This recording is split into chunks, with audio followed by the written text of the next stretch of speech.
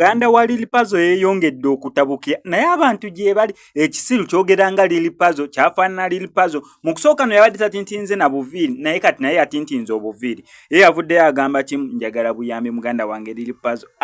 no agenda mwekuulira mulago tambu Lil Puzzle ayogera nino omuvubuka ono ayogera anti sooka owulire sitya gwe ntya Katonda nsaba buyambi oba buyambi akumpa bwakomera nakyo si kibi obumpa si kituufu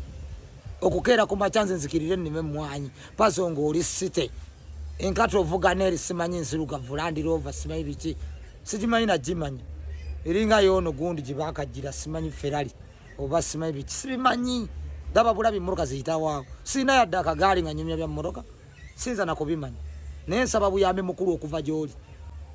sitya gwe ntya Katonda nsaba buyambi oba buyambi akumpa bwakomera nakyo si kibi obumpa gye tujja gye tugenda buli musajja asiŋŋaana bizibu oba osazeewo okuntonomeza ebyo kambitomere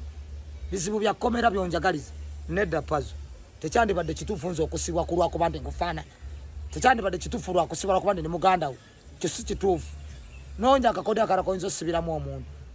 sikubbangako tonzibangako nenja kusiba kuki nze ndi mubbi ne bwensibwa nsibwa bino shika wuyo kamata wuyo kwata oli ye bino byakwata bukwasi bantu ne batwala ne basiba muganda wa Lil Puzzle ina kyagamba banga dene liseewo mu bulamu omuntu yeewamba nga nekwese gye nekwese naye nga mmanyi mukulu wange gyali eyo ya pikinga nenge piki puleje yakuba tematiza naye ku luno piki puleje wakuba yendese n'okuvaayo